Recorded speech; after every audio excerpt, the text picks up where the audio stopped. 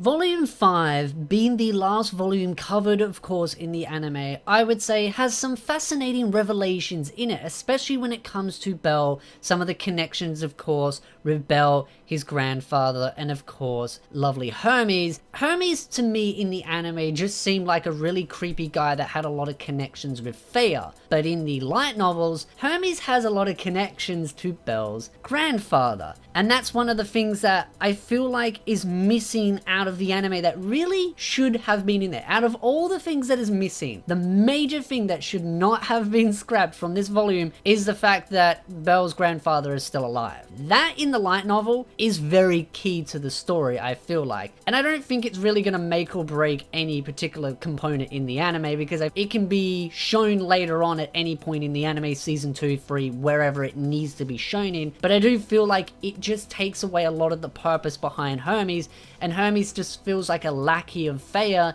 in the anime, but in fact in the light novel he's a little bit more manipulative, a little bit more cunning, but also very fearful of Feyre.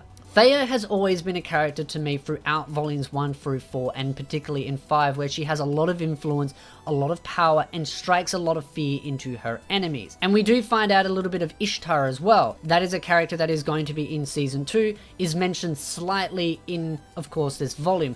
And really all we do find out is that she is a rival of Feyre, and that she's a bit of a thorn in Feyre's side. That's really it.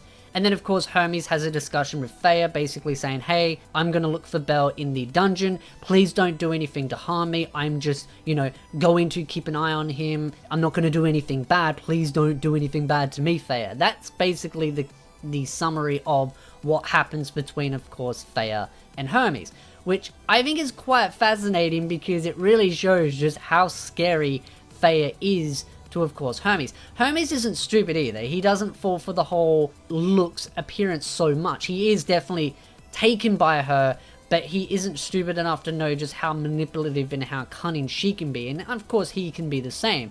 He's definitely an underhanded trickster. He definitely does a lot of shady things to really just push Belle to the limit.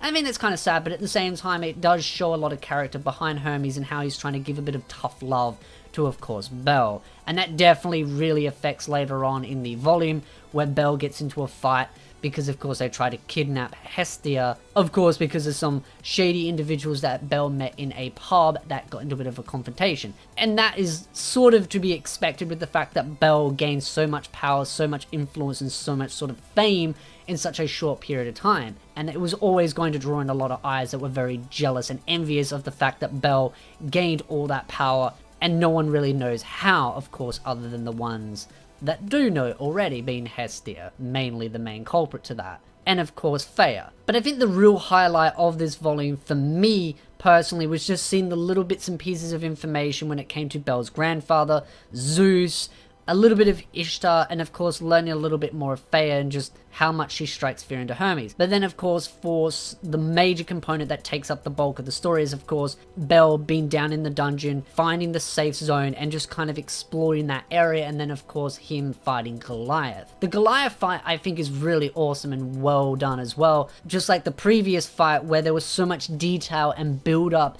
and there's so many components going on. I think kind of going into both of those fights in this sort of point here, the thing that I really love about the fight scenes in these light novels is that it isn't just so dragged out into one aspect of the fight scene. It shows many different angles, the movements, the attacks, and it's very fast paced in how it describes things, but at the same time it gives a lot of detail to everything going on.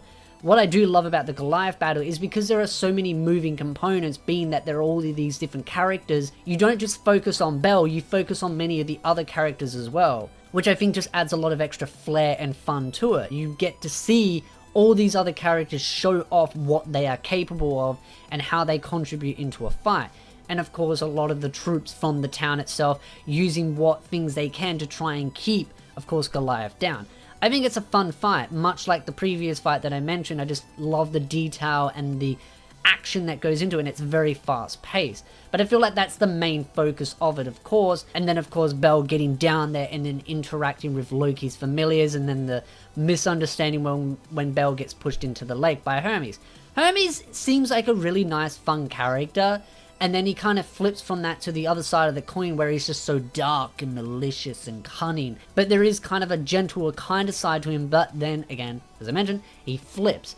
Very much like a switch, he can go from that to the other, but of course he's down there for good intentions, trying to keep an eye on Belle, of course, because his grandfather sent him. So I'm interested to see where that goes in the next couple of volumes, if we find out more about Belle's grandfather. Again, this is me reading all this for the first time, so no spoilers please, but I'm definitely enjoying where the story is going.